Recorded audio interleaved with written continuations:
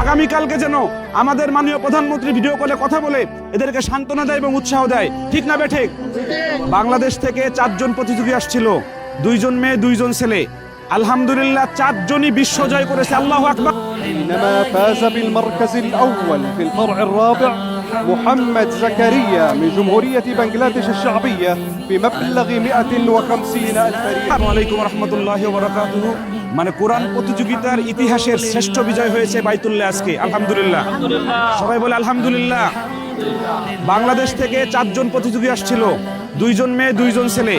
আলহামদুলিল্লাহ 4 জনই বিশ্ব জয় করেছে। আল্লাহু আকবার। এটা বাংলাদেশের জন্য চূড়ান্ত গর্বের। আমরা এই বাইতুল্লাহ বসে আমি একটা দাবি জানাতে চাই আমাদের মাননীয় প্রধানমন্ত্রীর কাছে। উনি আমরা 1 সপ্তাহ আগে দেখেছি টেস্টে একটা ম্যাচ জেতার কারণে উনি ভিডিও কলে সরাসরি কথা বলেছেন প্লেয়ারদের সঙ্গে। আমরা এই বাইতুল্লাহ থেকে আমরা একটা দাবি জানাতে চাই প্রধানমন্ত্রীর কাছে। ঠিক না বেঠিক?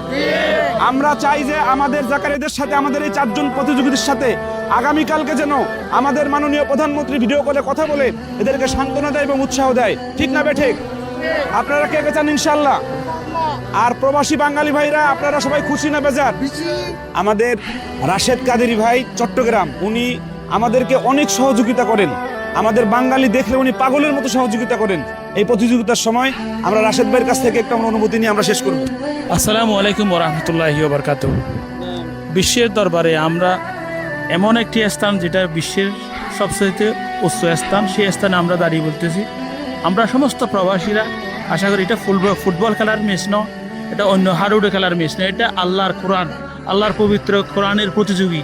এটা যা আল্লাহ পাক যাকে ক্ষমতা এবং যার প্রতি সহনশীল হয় তার এলেমে এগুলি, তার দিলে এগুলি সংরক্ষণ করা যায়।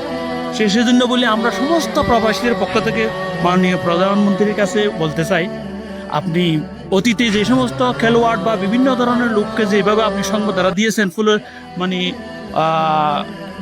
ভিডিও কলে কথা বলেছেন, এ সমস্ত এখানের চাইতে আমরা মনে করি, প্রবাসীরা মনে করি, সৌদি আরবের যে এখন বিশ্ব আন্তর্জাতিক প্রতিযোগিতায় যে প্রথম স্থান করেছে, বাংলাদেশের পতাকাকে বিশ্বের দরবারে যে উজ্জ্বল করেছে, তাকে সংবর্ধনা দিতে পারেন, তার সাথে ভিডিও কল করতে পারেন, তাহলে আমরা আরও আপনার কাছ থেকে এগুলি পেয়ে আমরা আপনার কাছ থেকে অনেক কিছু পেয়েছি সেটা মনে করবো। আমরা প্রবাসীদের পক্ষ থেকে সেই কথাটা আপনার কাছে যেভাবে হোক, যে কিছুর বিনিময়ে হোক আপনার কাছে পৌঁছাতে চাই।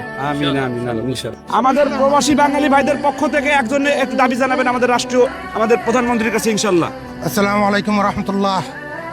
আমি আমার দেশের মাননীয় প্রধানমন্ত্রী দেশনেত্রী বেগম খালেদা জিয়ার সন্তান জনাব তারেক রহমানের প্রতি আমার অনুরোধ, আমাদের দেশের গর্ব আজকের এই আমাদের হাফেজ বাংলাদেশ থেকে সারা বিশ্বে সর্বোচ্চ শ্রেষ্ঠ একজন হয়েছেন এবং প্রথম স্থান অধিকার করেছেন। এটা বাংলাদেশের জন্য গর্ব, বাংলাদেশের জন্য গৌরব।